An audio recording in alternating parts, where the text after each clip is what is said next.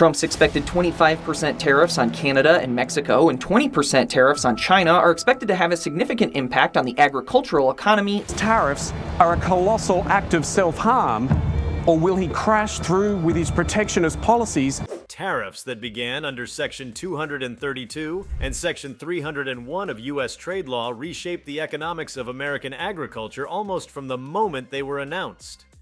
By imposing a 25% levy on imported steel and aluminum, the Trump administration drove up the cost of critical farm infrastructure, from grain bins and fencing to tractor parts, while the 10-25% tariffs on a broad swath of Chinese goods, including agricultural machinery and inputs, further squeezed producers' margins. The United States International Trade Commission found that these measures, compounded by retaliatory duties from China and other trading partners, constrained U.S. productivity by raising production costs and eroding export competitiveness, ultimately contributing to more than $27 billion in direct agricultural export losses from 2018 through 2019. Before we start, smash the like and subscribe buttons for more updates. When China imposed retaliatory duties ranging up to 140% on nearly 1,000 lines of U.S. agricultural products, most notably soybeans, corn, pork, and dairy, the results were dramatic. In 2018 alone, the value of U.S. agricultural exports to China plummeted by approximately $10.3 billion, with soybean shipments collapsing by more than 60% compared to the previous year. While some trade deflection occurred, other non-retaliating markets absorbed roughly $9.7 billion in redirected exports. Farmers in the Corn Belt faced unprecedented volatility in commodity markets, with depressed prices and wobbly revenue forecasts. For many producers, government relief came in the form of the USDA's Market Facilitation Program (MFP), which disbursed roughly $23 billion in direct payments between 2018 and 2020. In 2019 alone, $14.4 billion was paid out to over 644,000 farming operations, an average of $22,312 each, and focused heavily on non-specialty crops like corn and soybeans. Supplementary support through the Food Purchase and Distribution Program and the Agricultural Trade Promotion Program channeled another $2.3 billion into purchases of pork, dairy, and apples, and allocated $200 million to help exporters identify new markets. Though these programs provided a crucial lifeline, they could not fully offset the revenue lost to fractured trade flows. Yet the distribution of relief underscored stark inequalities within the sector.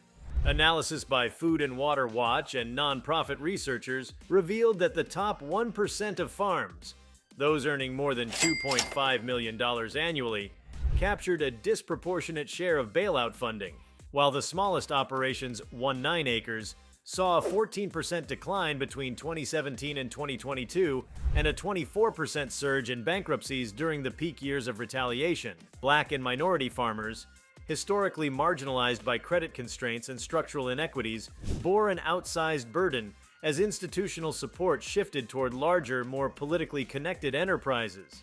The result was an accelerated consolidation of farmland and an erosion of rural community resilience. Farm equipment costs, already high due to global supply chain integration, soared further under the weight of new metal tariffs. A 25% import tax on steel and aluminum translated into higher prices for tractors, harvesters, and critical parts shipped from abroad.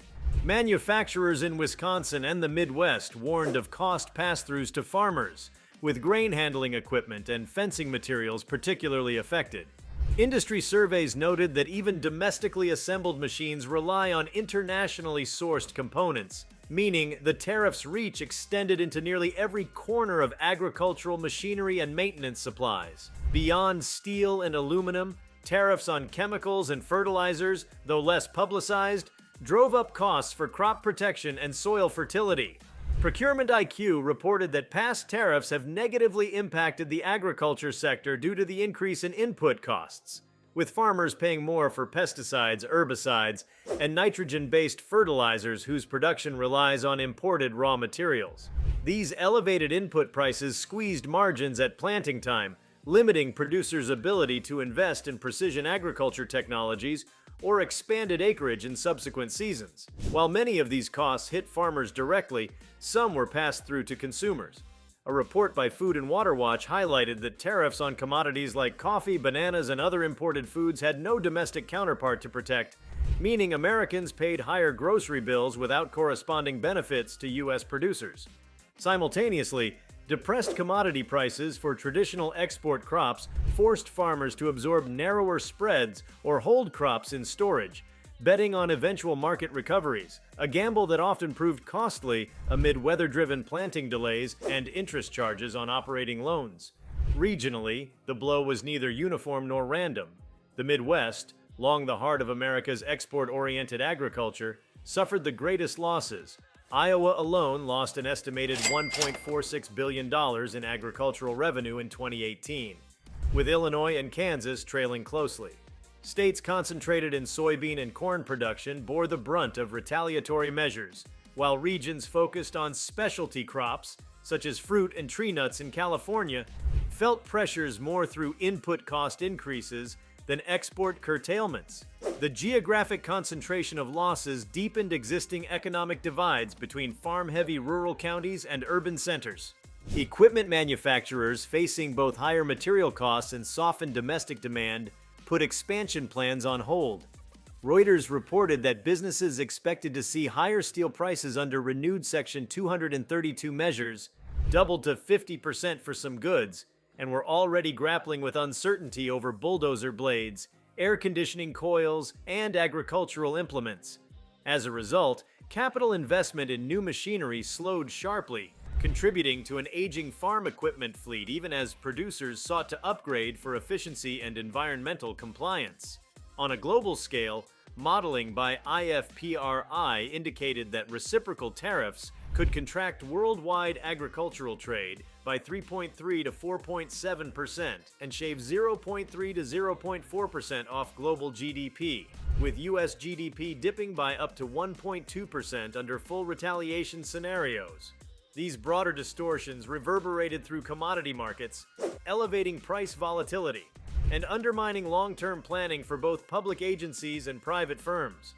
The threat of escalating duties delayed contracts, slowed shipping schedules, and encouraged buyers to seek alternative suppliers in Brazil, Argentina, and Southeast Asia. Faced with lost access to China, U.S. exporters scrambled to cultivate new markets. The USDA's Economic Research Service found that trade deflection provided partial relief. Non-retaliating partners picked up nearly $9.7 billion in redirected exports, with Canada, Mexico, and the European Union absorbing more corn and pork. Yet these markets, often already supplied by local producers or other exporters, offered lower prices and smaller volumes, meaning the U.S. share in these destinations has remained below pre-trade war levels. Efforts through the Agricultural Trade Promotion Program sought to bolster outreach, but budget constraints and stiff competition limited their impact. The human toll extended well beyond the farm gate. Longshoremen, truck drivers, and grain terminal workers saw shifting volumes lead to layoffs and reduced hours. A New York Post account described farmers in Missouri facing canceled pork and soybean orders worth thousands of tons, leading to idle equipment and stranded shipments. These disruptions rippled across rural supply chains from elevator operators to grain dryer service providers, straining local economies that had little cushion against downturns. Over time, the erosion of long-standing trade relationships risked lasting damage to U.S. credibility as a reliable supplier.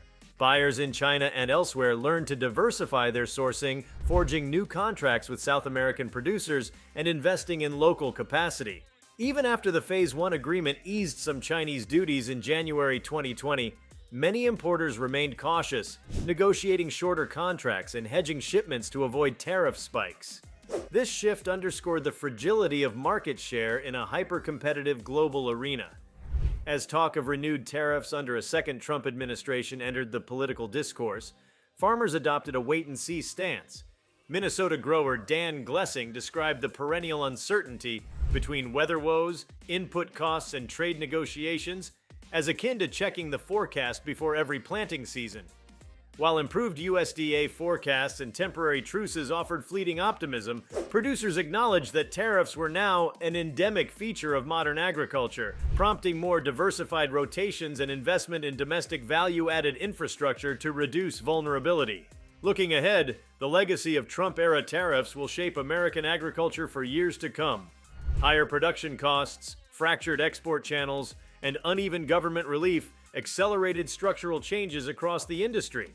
Small farms consolidated, regional supply chains reconfigured, and commodity markets adapted to greater geopolitical risk. While some producers have found footholds in new markets or pivoted to specialty and organic niches, the broader lesson remains clear. In an interconnected global food system, unilateral tariff policies can yield expensive, long-lasting reverberations that transcend any temporary gains at the steel mill or factory. Understanding these complex dynamics is essential for crafting future trade strategies that balance domestic industrial goals with the needs of America's farmers and rural communities. If you liked this video, please give it a like and subscribe to our channel. Also, leave your comments below and tell us, what are your thoughts on Trump's tariffs' impact on farmers and food prices? We want to hear from you. Thank you for watching and see you next time.